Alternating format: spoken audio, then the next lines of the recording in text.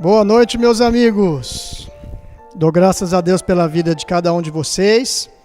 Ao vivo é ao vivo, não é, gente? Então, a gente teve aí um pequeno probleminha técnico, já foi resolvido. E o que nós temos tentado fazer? Domingo após domingo, nós estamos tentando estudar maneiras de melhorar a nossa transmissão, tá? Com isso, a gente precisa arriscar algumas coisas que nós nunca fizemos no passado, é onde que a gente corre um pouco desses riscos, mas eu sei que o Sidney tem testado exaustivamente isso antes de domingo, né? Mas ao vivo é ao vivo pode acontecer. Então eu quero aqui dar graças a Deus pela vida do Sidney, da Sandra, dos meninos que estão no apoio aqui por eles, né? Eles têm feito isso de coração, de bom grado, e eu dou graças a Deus e quero abençoar a vida deles, né? E quero também agradecer você que tem estado conosco, que não tem desistido da fé nesses momentos, né? Em que a gente poderia aí ter tantos argumentos, mas em nome de Jesus, nós vamos refutá-los todo para desespero de Satanás. Nós continuaremos seguindo a Deus, perseverando no propósito de honrar a Deus sobre todas as coisas, de amar a Deus com todo o nosso coração, com toda a nossa alma e com toda a nossa força. Amém? O tema da nossa live de hoje é tempos difíceis. E eu quero começar aqui do início a nossa preleção dessa noite, dizendo a você o seguinte, que tempos difíceis são recorrentes na Bíblia. Tempos difíceis vão aparecer na vida desde os patriarcas lá em Gênesis, eles vão passar pelo livro de Juízes, você vai ver tempos difíceis, vez ou outra, aparecendo lá no tempo da monarquia, no período entre testamentos, a Bíblia se cala, né? Você sabe, mas também houve tempos difíceis para o povo de Deus, e no período bíblico não foi diferente, no período do Novo Testamento, desde os evangelhos, né? Quanta luta aqueles irmãos não passavam, e quanta luta também não veio surgir, quanto tempos difíceis não veio aparecer ali com o advento da era da igreja. Então tempos difíceis sempre ocorreram. E o que motiva esses tempos difíceis? Por exemplo, a peste, que é o que nós estamos vivendo aqui hoje. Temos passado os tempos difíceis, essa não é a primeira peste da humanidade e provavelmente não será a última. Então, que em nome de Jesus a gente permaneça firme na fé. Tempos difíceis também são disparados por tempos de guerra. Só quem passou por guerra sabe o horror do que é isso, né? A gente ouviu falar, eu tive um avô que é ex-combatente da guerra, pude ouvir algumas histórias dele, e tempos de guerra também acontecem por conta da fome, da seca. Lembra disso? Lá no Nordeste há tempos muito difíceis. Aqui em São Paulo nós passamos anos atrás um período de seca, de tempos difíceis. A fome, uma das piores coisas que pode acontecer na vida de alguém, e por aí vai. A lista também é extensa. Agora, eu quero dizer para você uma coisa, que se a Bíblia fala vez ou outra de tempos difíceis, se ela não esconde isso, eu quero trazer à tona um tema que a Bíblia fala ainda mais, que a Bíblia fala com mais frequência e com a boca mais cheia, que é qual? O Evangelho. A Bíblia, de cabo a rabo, de Gênesis a Apocalipse, fala da palavra de boas novas, que Deus é a favor daqueles que o amam.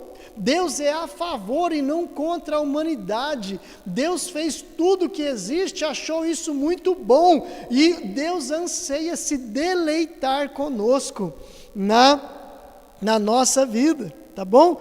Então a conclusão a qual nós chegamos é, de fato, tempos difíceis existem, porém eles não anulam as boas novas do Evangelho, tá bom? Então, em nome de Jesus, eu quero que você se recorde disso, sabe? Jesus disse lá em João, capítulo 16, verso 33, assim: tenho-vos dito isso para que em mim tenham paz. No mundo vocês vão ter aflições, mas tende bom ânimo, porque eu venci o mundo. É como se Jesus estivesse dizendo assim, sabe? No mundo vocês vão ter que enfrentar tempos difíceis, mas não esmoreçam, não olhem atrás, não voltem atrás, porque eu venci o mundo. E isso para vocês é motivo de bom ânimo, porque em Cristo Jesus, Deus nos faz mais que vencedores. Por conta da vitória de Jesus, nós somos mais que vencedores. Amém? Então eu quero aqui fazer uma análise, ou começar pelo menos nessa noite, a análise da vida de Isaac. Como Isaac respondeu com a sua fé nos tempos difíceis, e qual foi o resultado na vida de Isaac diante da resposta que ele teve. Amém? Você conhece Isaac? Isaac é filho da promessa, é filho de Abraão, é um dos 3 patriarcas.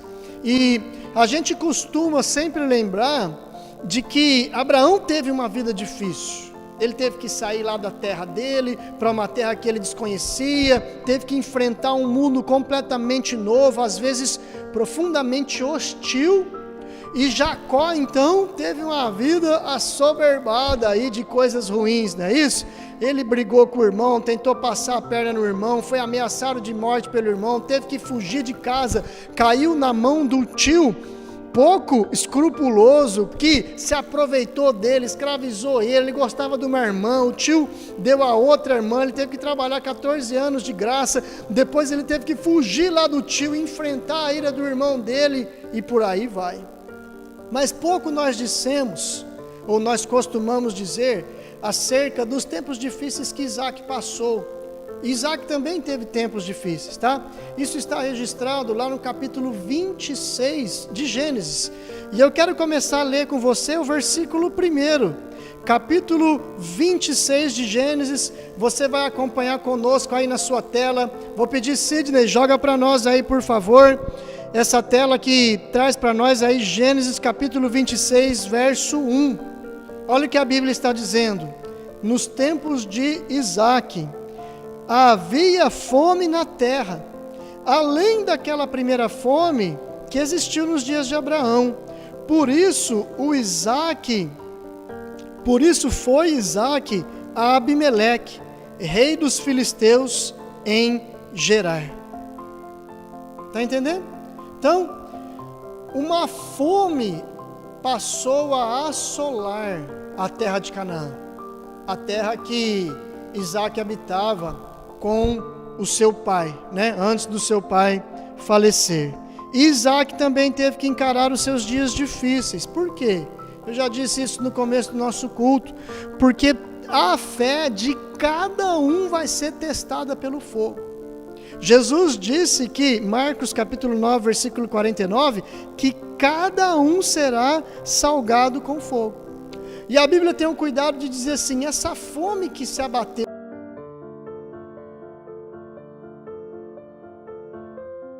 período de Abraão, demonstrando que essa fome era meio cíclica e que essa fome devia ser algo muito temido entre aqueles homens seminômades, né? Então chegou o momento da crise.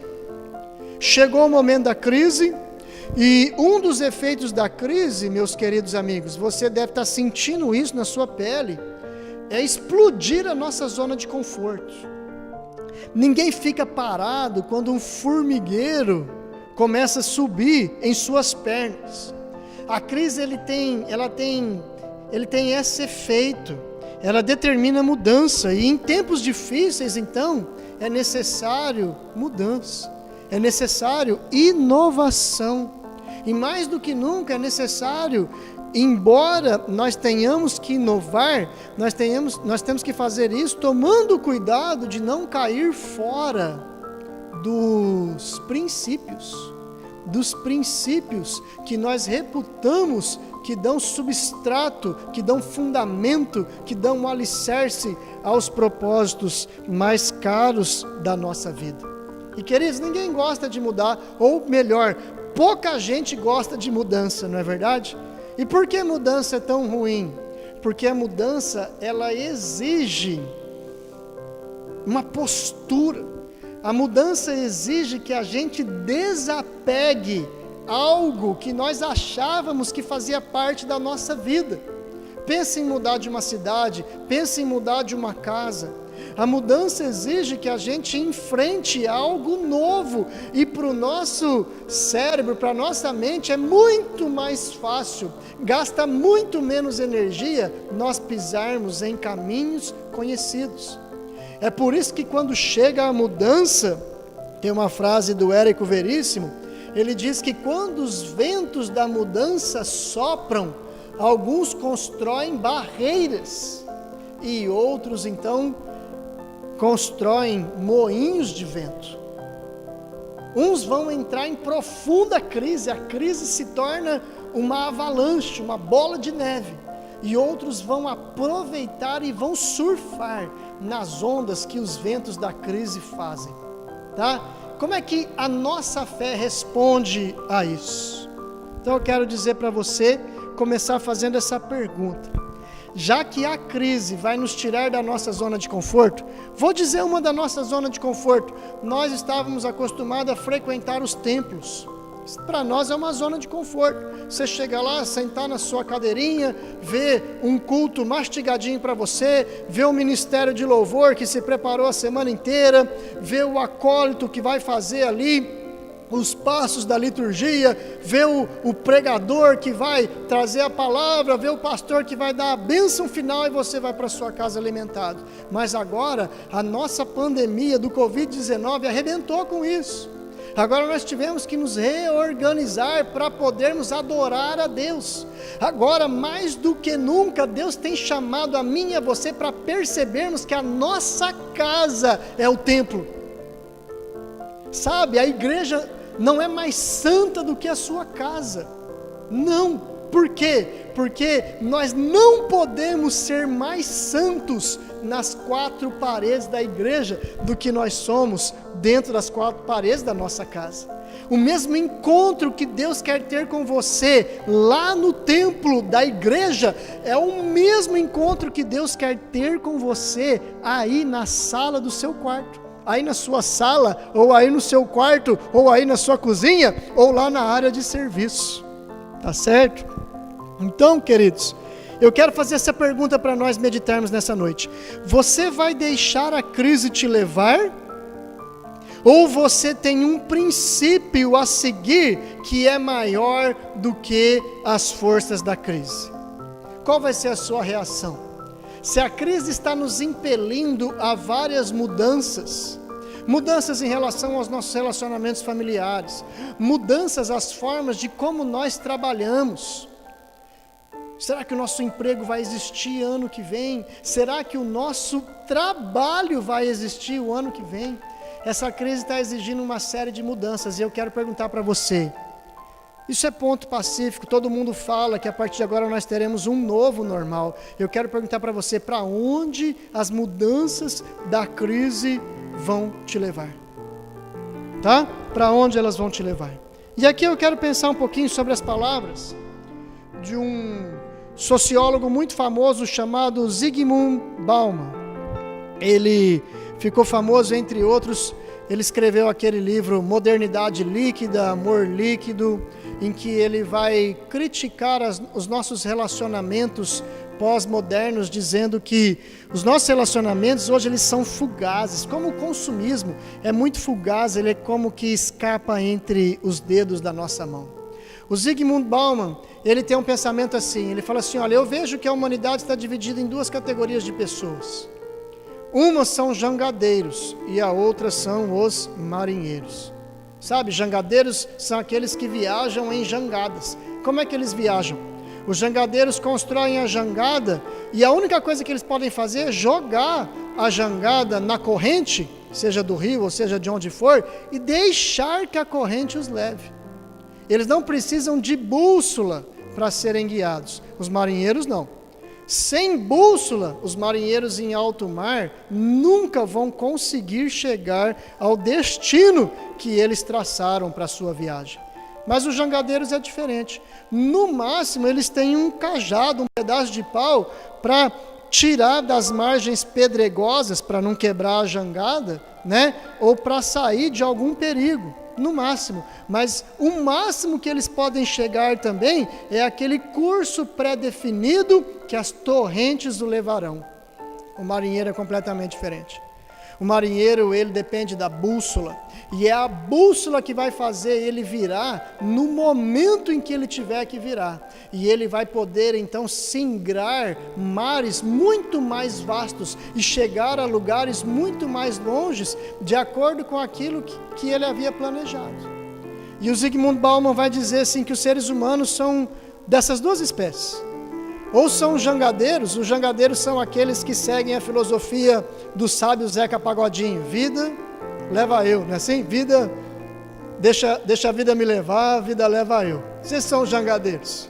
E os marinheiros não, são aqueles que vão conduzir as suas vidas de acordo com um planejamento, de acordo com princípios estabelecidos.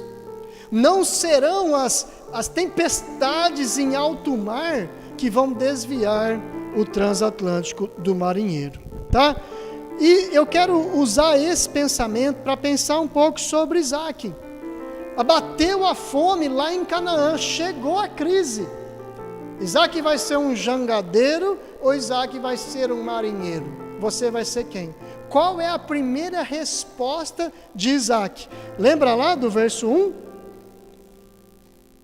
Vamos abrir lá? Gênesis 26, 1 diz assim: sobrevindo fome à terra, além da primeira fome que havia acontecido nos dias de Abraão, Isaac foi a Gerar, avistar-se com Abimeleque, rei dos filisteus. Pois bem, Isaac vai a Gerar, nas terras de um certo Abimeleque. O que Isaac está fazendo? Isaac está exatamente repetindo os passos do seu pai.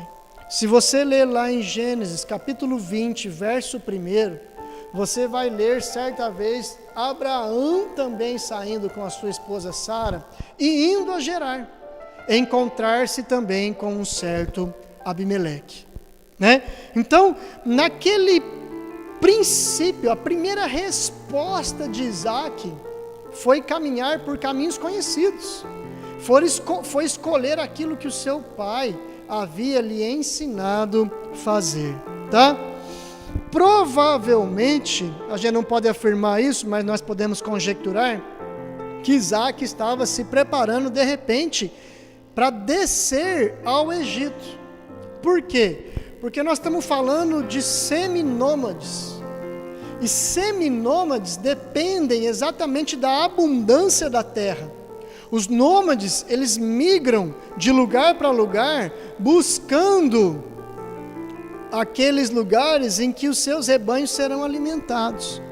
E era muito comum lá em Canaã, naqueles tempos, que quando a fome chegava, eles desciam ao Egito, porque lá no Egito tinha o famoso Nilo, e o delta do Nilo nunca secava, e era uma terra em que costumava perenemente haver trigo, haver alimentos. Então, você vai se lembrar que Abraão também fez isso. Abraão desceu ao Egito em uma época de fome.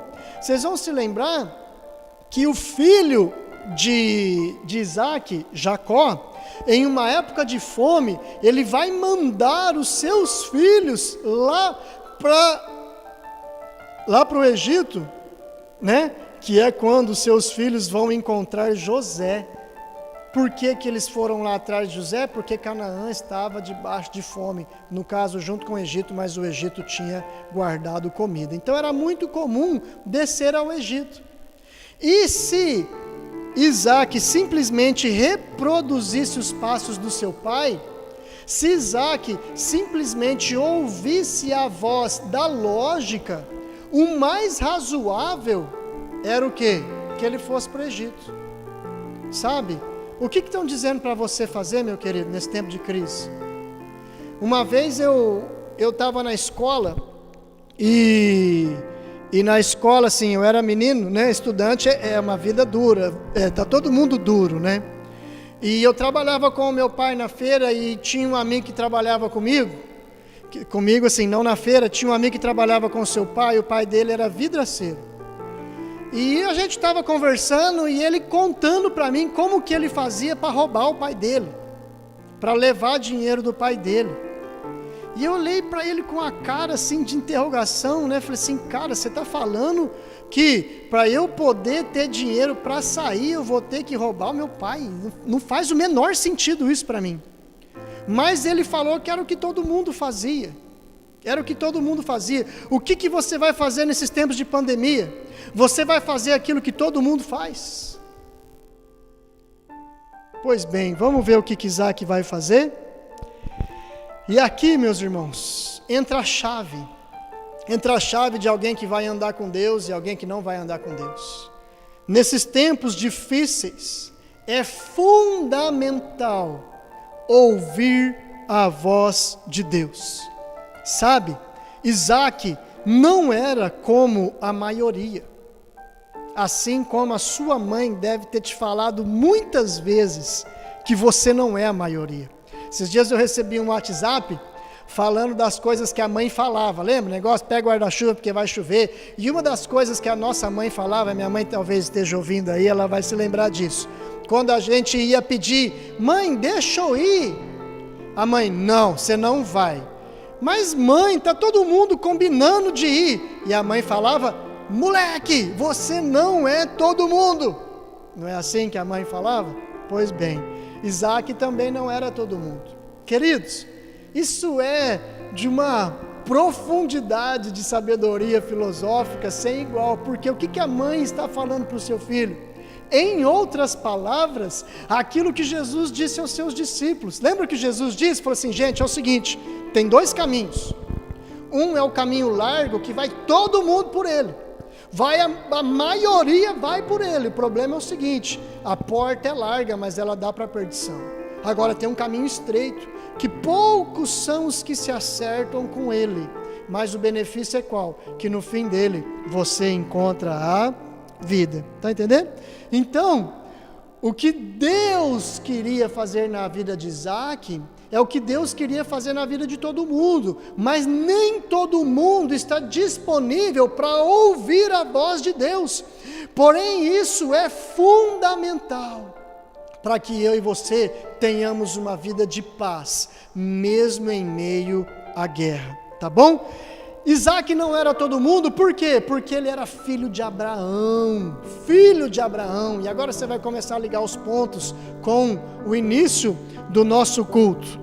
Isaac era filho de Abraão, e a promessa que Deus havia feito para Abraão era abençoar Abraão, e abençoar através da família de Abraão, através da descendência de Abraão, todas as famílias da terra. Não é isso? Isso que está escrito lá em Gênesis capítulo 12, versículo 3, que através da família de Abraão, Deus abençoaria todas as famílias da terra, né? Abraão teve um filho pela fé por excelência, que é Jesus, e se nós cremos em Jesus, nós também nos fazemos filhos de Deus.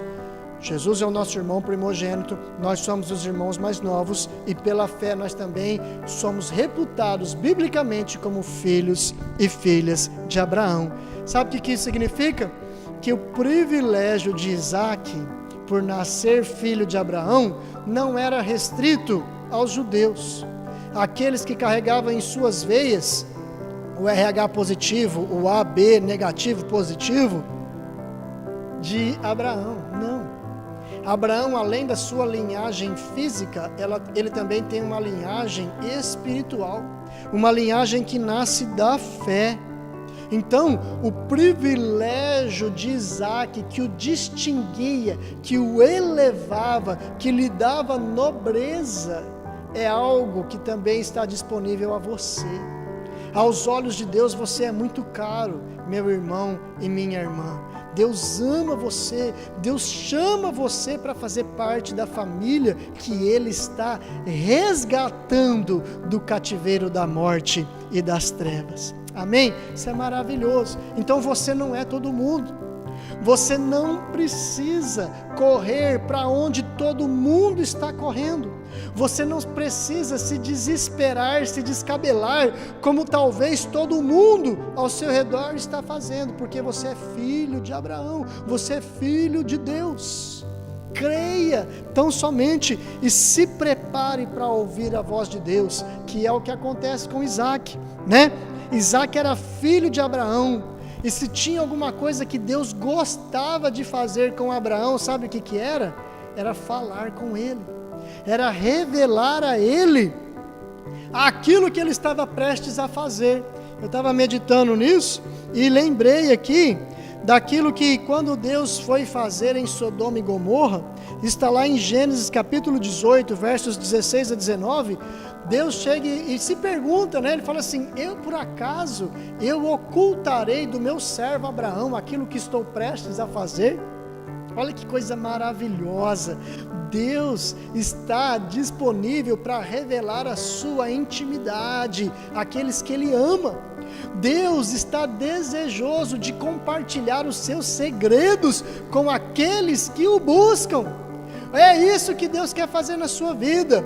A Bíblia fala que em Cristo Jesus, Deus estava reconciliando consigo o mundo. É isso que Deus quer fazer na sua vida. Deus quer ter um relacionamento contigo restaurado, e isso é possível através do sangue de Jesus derramado na cruz. Então não tenha medo. Se tem alguma coisa que você não precisa sofrer, é a solidão, é a cegueira, porque Deus é luz, Jesus é a luz do mundo, e aquele que anda na luz não tropeça. Deus quer arrancar da sua vida toda a treva, Deus quer arrancar da sua vida toda a solidão, Deus quer arrancar da sua vida tudo aquilo que gera morte, porque Deus é o Deus da vida, Deus é um Deus que ama, Deus é um Deus de verdade, de misericórdia, de fidelidade, e Deus quer confirmar na sua vida o juramento que Ele fez a Abraão. De fato, pandemia nenhuma vai poder lançar as palavras de Deus por terra. O amor de Deus por você é muito maior do que qualquer outra coisa, meu querido. E isso vai fazer você levar a ter a sua experiência pessoal. Sabe, Deus amava relacionar-se com Abraão, né? Você vai ver vários diálogos, várias promessas fabulosas que Deus fez a Abraão. Só que essas promessas não param somente em Abraão. A experiência com Deus é algo que nós temos que buscar individualmente. Se o meu pai anda com Deus, não é porque o meu pai anda com Deus que necessariamente eu vou andar com Deus também. Não, nós podemos e devemos buscar as nossas experiências pessoais com Deus. Sabe, não há muito proveito em se viver das glórias do passado. Eu estava pensando nisso e comecei a rir sozinho lá em casa, né? Esses dias eu vi um vídeo que era os gols do São Paulo contra o Milan. Isso para um São Paulino enche a nossa alma de alegria, né? Na final da Copa lá de Interclubes do Mundial, da FIFA, né? Então assim, não há muito proveito em se viver das glórias do passado. Saber que o São Paulo foi bicampeão do mundo é algo maravilhoso. Por quê? A gente pode chegar para os palmeirenses e falar assim: você não tem mundial. Isso é uma delícia, né? Poder falar para os palmeirenses, né? Eles não vão ter mundial, e falou que o convívio social vai voltar quando o Palmeiras ganhar o mundial. Isso aí é outra história. Mas assim, viver de glórias do passado não tem muito proveito, porque o que adianta o nosso time ter sido campeão do mundo décadas antes, mas agora não ganhar mais nada? Isso quer dizer o seguinte: quem vive de passado é museu. As experiências com Deus, elas se renovam nas nossas vidas. Eu não estou desfazendo das experiências passadas que eu e você tivemos com Deus, mas o que eu quero te falar é o seguinte: aquelas experiências foram maravilhosas, elas moldaram o meu caráter, elas abriram os meus olhos espirituais. Só que há um Deus nos céus que habita junto daqueles que o buscam de todo o coração. Para quê? Para renovar as experiências. Há um Deus nos céus que quer renovar na sua vida experiências maravilhosas. meu amado irmão e minha amada irmã, a vida com Deus se vive em tempo real. Deus está ao lado de todos aqueles que o amam e o buscam.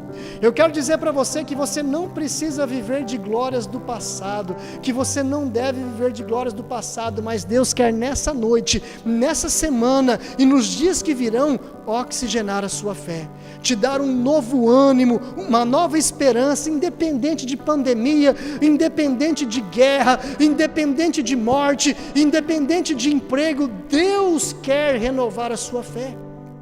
Deus quer te dar uma profunda experiência contigo. Esses dias uma irmã mandou um WhatsApp, a Eliamar, falando de uma experiência profunda que ela teve com Deus lá na casa da Cida. Que coisa maravilhosa! Como eu quero que cada um de vocês tenham também as suas experiências com Deus. E aí você se pergunta, mas pastor, como eu posso ouvir a voz do Senhor? Como eu posso ouvir a voz do Senhor? Você não sabe como, meu irmão?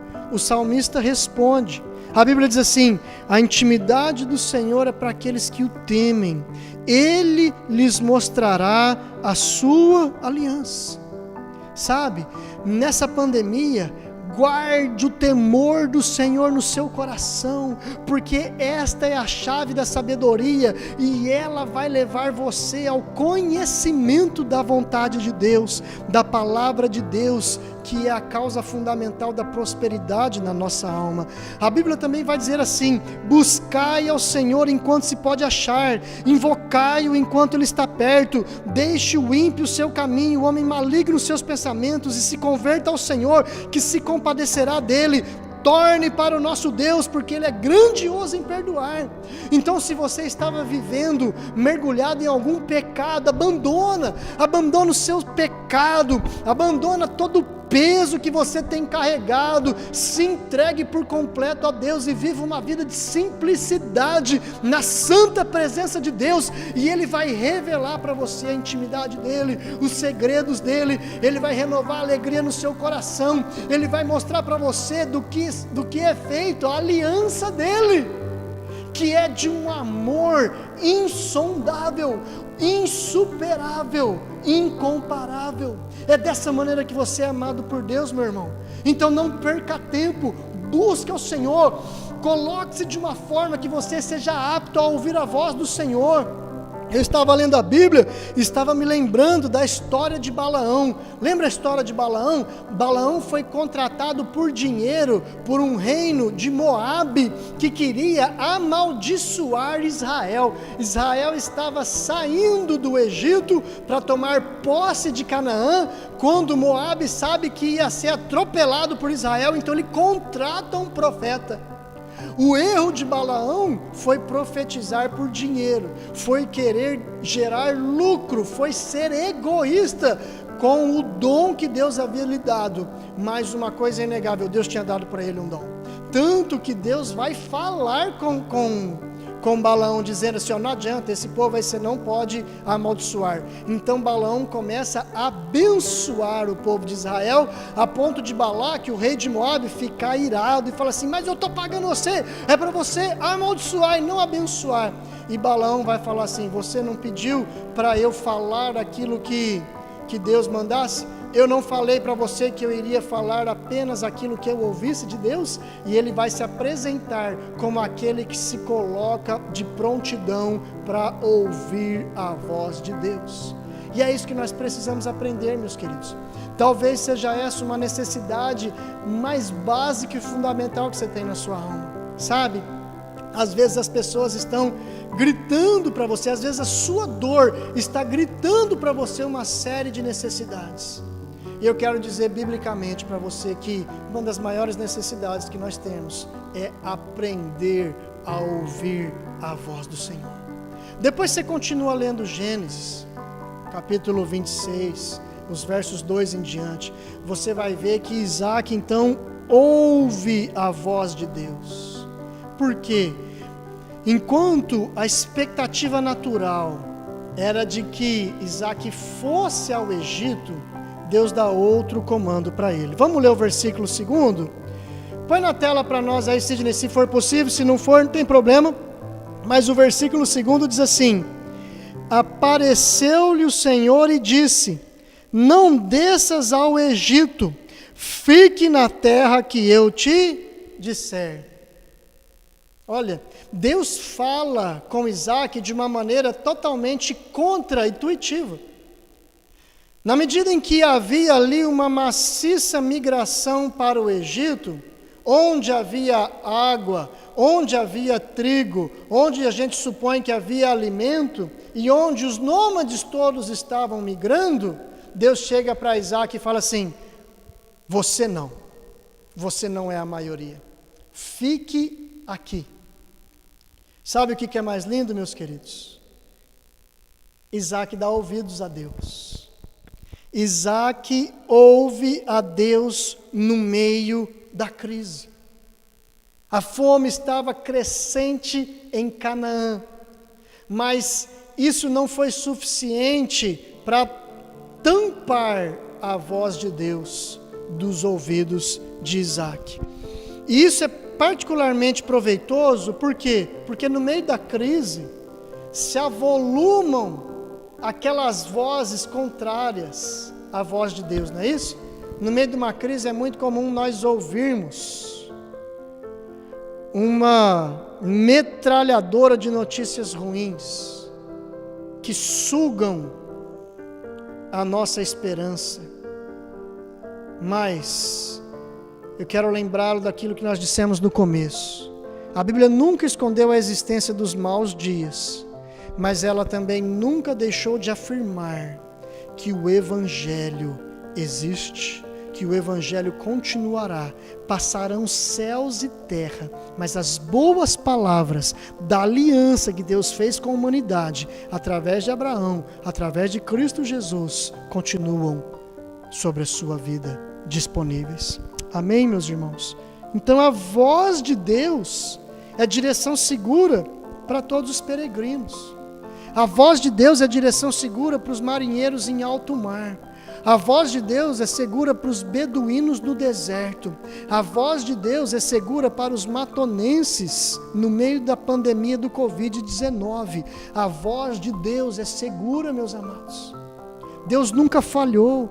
Deus jamais falhará.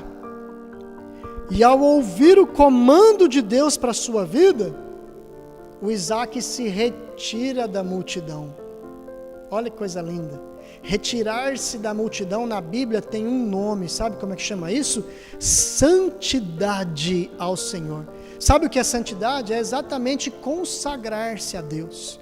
Se antes eu vivia para fazer a vontade das pessoas, se antes eu vivia para fazer a minha vontade, agora eu vou viver para fazer a vontade do meu Pai celestial. Isso é consagração, isso é santidade. Então, ao ouvir o comando de Deus, Isaac se separa, e ao obedecer o comando de Deus para a sua vida, Isaac está se preparando para ver cumprida na sua vida as incomparáveis promessas de Deus. Sabe, você vai continuar a leitura aí do capítulo 26 de Gênesis, e você vai ver que naquela mesma terra que Deus havia prometido a Isaac, ele vai colher a 100 por 1. Mas como? Queridos, essa é a palavra de Deus. Eu quero dizer para você que quando nós moldamos a nossa vida de acordo com a palavra de Deus, Deus se torna o fiador da nossa história. Ah, como eu gosto desse pensamento. Sabe, porque quando nós tomamos a decisão com base na maioria, ou com base naquilo que nós achamos, nós assumimos a responsabilidade. Agora, quando nós tomamos uma decisão baseada na vontade de Deus, Deus assume a responsabilidade sobre a sua vida. E eu quero aqui terminar com o seguinte pensamento. Mas para obedecer a Deus e deixar de ir ao Egito, Isaac não estaria trocando o certo pelo duvidoso? Alguém incrédulo poderia pensar dessa forma. Puxa vida, está todo mundo indo para o Egito, por quê? Porque lá tem comida. E nós somos nômades. Nós precisamos de ir aos lugares que tem comida. Em outras palavras, você já ouviu esse ditado? Não vale mais um na mão do que dois voando? Será que eu vou ter que crer na palavra de Deus e andar por aquilo que eu não estou vendo e abrir mão daquilo que eu estou vendo? Queridos irmãos, eu quero dizer para você que Isaac não estava trocando certo pelo duvidoso. A premissa é falsa. Isaac estava trocando as promessas do mundo pelas promessas de Deus. E nas promessas de Deus não há nada de duvidoso. Sabe? Quando a gente fala, a gente tem que correr atrás para ver cumprido. Quando Deus fala, Ele traz à existência aquilo que não existe. É diferente. Entende o grau de diferença? Quando Deus fala, aquilo existe. Porque só existe aquilo que saiu da boca de Deus. Deus disse: haja luz. Que seja separado o firmamento do chão. Que se separe as águas do chão firme. Que haja animais, que haja vegetais. Seja feito o homem. Quando Deus fala, as coisas vêm à existência. Portanto, as promessas de Deus não são nem um pouco duvidosas. Não se engane, meus queridos. Não se engane. O que é que Deus falou para Isaac? Deus falou para Isaac assim, versículos 3 a 6. Peregrina nesta terra, e serei contigo, e te abençoarei. Olha que coisa maluca aos olhos do mundo. Olha que coisa que torce a sabedoria desse mundo. Mas diz Paulo que as loucuras de Deus são mais sábias do que a sabedoria desse mundo. Então, fica nessa terra, porque a ti e a tua descendência darei todas essas terras, e confirmarei o juramento que tenho feito a Abraão teu pai.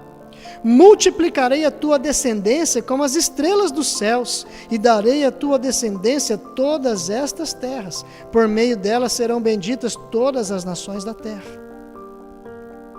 Versículos 3 e 4, se você leu comigo, você percebeu que Deus repetiu em ambos os versículos a garantia que Deus estava dando para Isaac aquela terra. Por que Deus repete isso no versículo 3 e no versículo 4? Que Deus daria aquela terra a Isaac. Porque naquela sociedade não havia coisa mais preciosa do que a terra.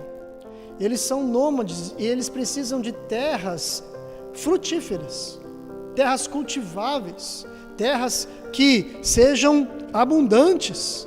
Então eles precisam de terra e água. Mas você não tem como ter água sem terra. Portanto, a terra era o bem mais importante, mais básico, mais elementar naquela sociedade. Sabe o que Deus está falando? Que se você buscar o meu reino, em primeiro lugar, eu vou te acrescentar todas as suas necessidades.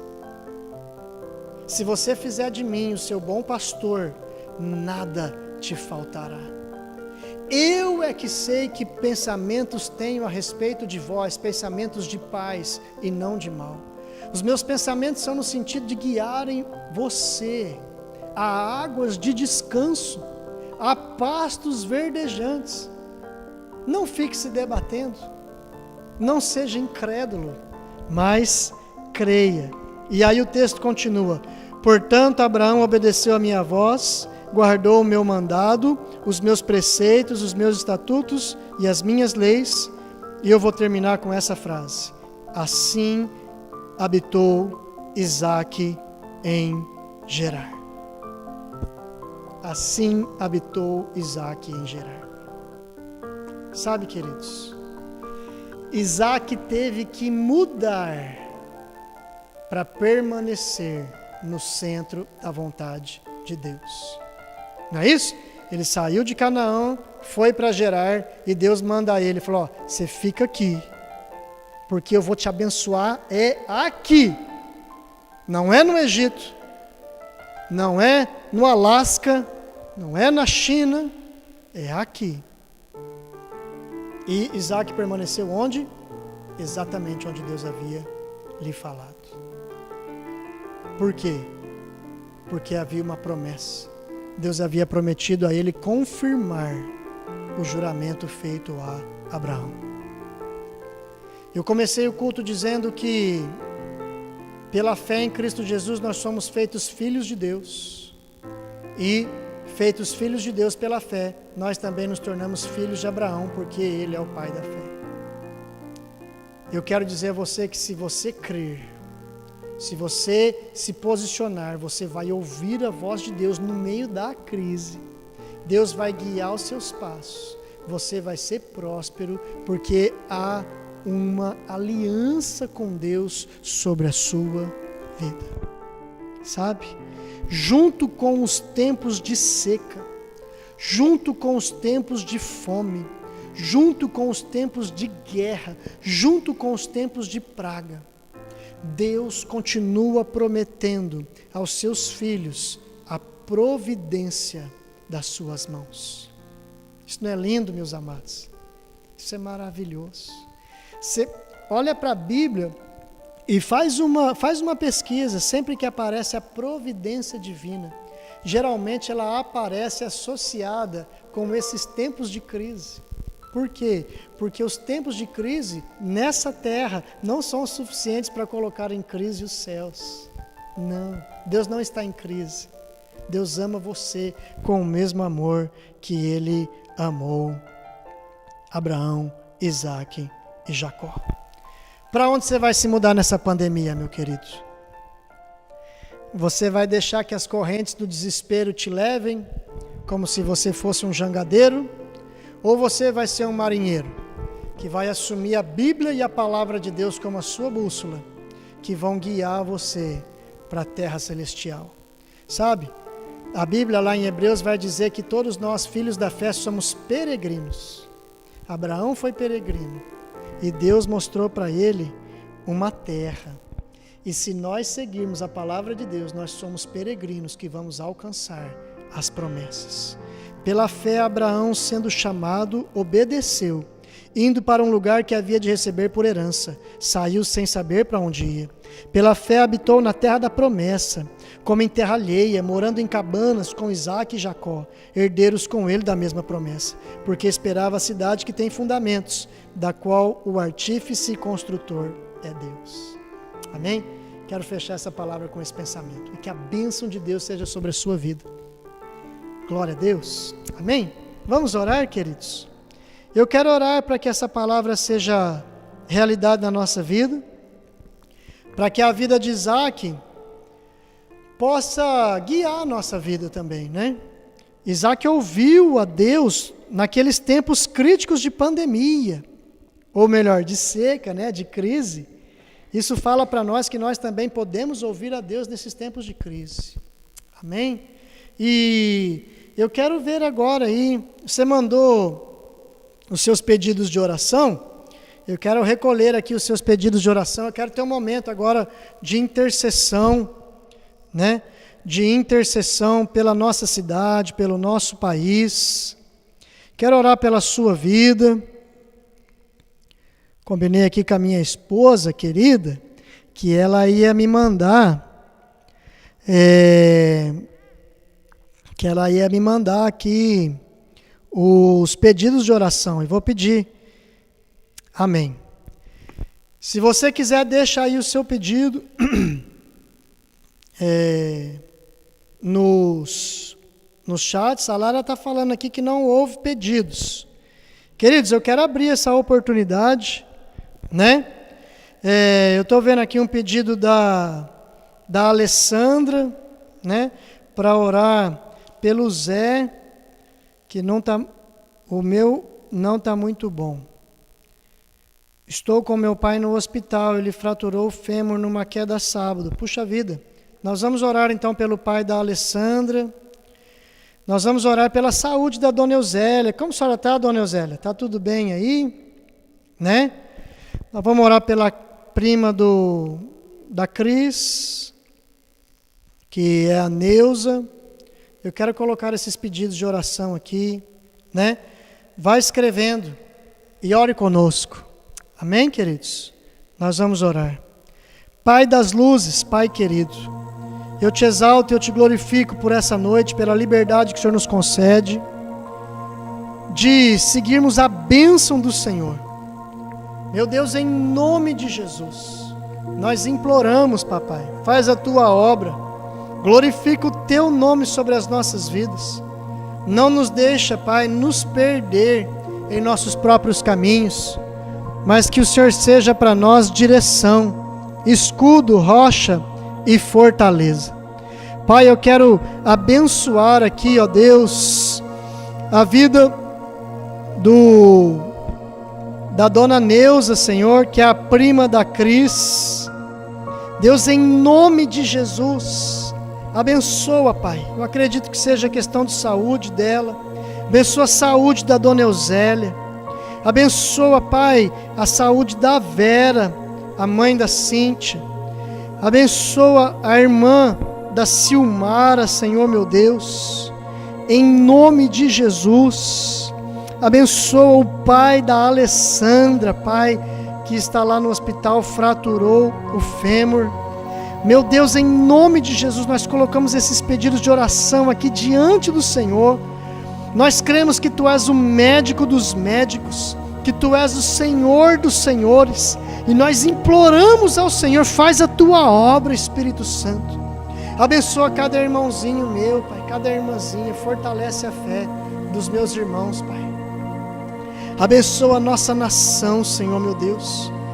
Permita que venha nascer na nossa nação uma igreja que seja forte, uma igreja que seja pura, uma igreja que seja fiel e verdadeira ao Senhor, meu Pai. Em nome de Jesus nós suplicamos ao Senhor, meu Deus. Levanta na nossa nação pastores segundo o Teu coração. Que o Senhor nos conceda muito amor para cuidarmos das ovelhas do rebanho do Senhor. Que o Senhor nos conceda muito amor para que como igreja nós possamos servir a nossa nação. Eu oro pela nossa igreja metodista em Matão, para que o Senhor nos dê clareza a respeito de como Tu queres usar a nossa igreja para abençoar o povo da cidade de Matão, Senhor, para abençoar a nossa região, Senhor. Obrigado, Pai, por aquelas máscaras que foram enviadas lá para a missão Tapeporã, lá no Mato Grosso. Abençoa, Pai, aqueles índios. Que o Senhor possa fazer cessar também toda a disseminação do vírus lá naquela missão, ó Pai, naquela tribo indígena, em todas as tribos indígenas. Deus, tem misericórdia, Pai, das nossas cidades grandes, ó Pai, onde o vírus parece que encontra mais facilidade. O Rio de Janeiro, Fortaleza, São Paulo. Tem misericórdia, Senhor. Faz cair por terra, Pai, essa transmissão, toda complicação. Abençoa os nossos irmãos. Abençoa a saúde dos nossos irmãos, ó Pai, que Tu sejas para nós escudo e fortaleza, Pai, que o Senhor nos livre de todo vírus, de toda enfermidade. Eu me lembro aqui da vida do nosso irmão Edson, meu Deus, livra ele de toda dor nas costas, Pai, entra com a Tua providência na vida dele, Senhor, em nome de Jesus nós clamamos, acampa os Teus anjos ao redor dele ali, Papai, em nome de Jesus, meu Deus, faz a Tua obra, Pai. Faz a Tua obra, Pai. Nós oramos aqui, ó Pai, pela mãe do Sidney, Senhor, meu Deus. Em nome de Jesus, abençoa, vem com Teu toque, Senhor. Dá a ela, Pai, da Tua presença, meu Deus. Ó Pai, abençoa todas as famílias da nossa cidade que nesse momento estão passando fome.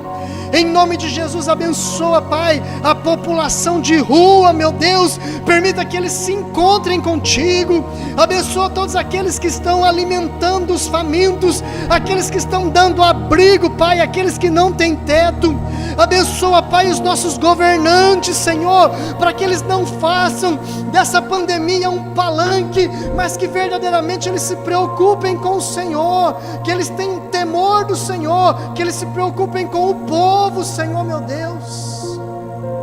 Em nome de Jesus nós clamamos. Abençoa o nosso presidente da república, abençoa o nosso governador, abençoa o nosso prefeito, abençoa todas as nossas autoridades, os nossos juízes, os nossos promotores, os nossos delegados, os nossos policiais. Abençoa a nossa equipe de saúde, os nossos médicos, os enfermeiros, os atendentes, todos aqueles que precisam sair das suas casas, ó Pai. Em nome de Jesus, dá sabedoria, Pai, aos nossos políticos que vão decidir quando e como vão ser reaberto aí o nosso convívio social. Abençoa, Pai, os nossos empresários, os nossos colaboradores. Abençoa, Senhor, meu Deus, em nome de Jesus Cristo, Pai, os nossos comerciantes. Em nome de Jesus, ó Pai, defende a nossa economia, defende os postos de trabalho, defende a renda dos trabalhadores, meu Deus, e aqueles, ó Pai, que não têm o que comer, que o Senhor use a tua igreja, Pai, para levar amor e pão, ó Deus, em cada mão, ó Pai, que nós possamos fazer a tua obra, da sabedoria, da criatividade, da paz, da fé, Senhor, madura aos nossos irmãos, ó Pai, em nome de Jesus Cristo, meu Deus, em nome de Jesus, Pai, nós colocamos a nossa confiança no Senhor, nós colocamos os nossos olhos em Ti, ó Pai. Deus, nós imploramos ao Senhor que o Senhor possa dar sabedoria aos pesquisadores, para que eles possam ali fabricar um remédio, para que eles possam fabricar uma vacina, Pai, o mais breve possível. E enquanto o Senhor, ó Pai, enquanto o Senhor não nos dá essa resposta na medicina, Pai, enquanto o Senhor nos colocou no cantinho do pensamento, que cada pai de família possa zelar pela sua família, Senhor, que cada responsável pela sua família cumpra o seu papel, Senhor. Deus, faz voltar, ó Pai, o coração do marido para a esposa, da esposa para o marido, dos pais aos filhos, dos filhos aos pais, que nós tenhamos ali, ó Pai, amor e responsabilidade para cuidar dos nossos idosos, que eles não se sintam sozinhos, que nós tenhamos também possibilidade de cuidar das nossas crianças. Meu Deus, abençoa as escolas, meu Deus, abençoa, Pai, os transportes, o transporte público, tantas pessoas estão tendo que pegar, ó Pai, ônibus cheios, metrô, Senhor, tem misericórdia, faz a Tua obra, Senhor, livra-nos de todo o mal, Senhor, abençoa, Jesus, em nome de Jesus, Pai, a nossa esperança está em Ti, e eu oro por cada irmãozinho meu aqui, Senhor,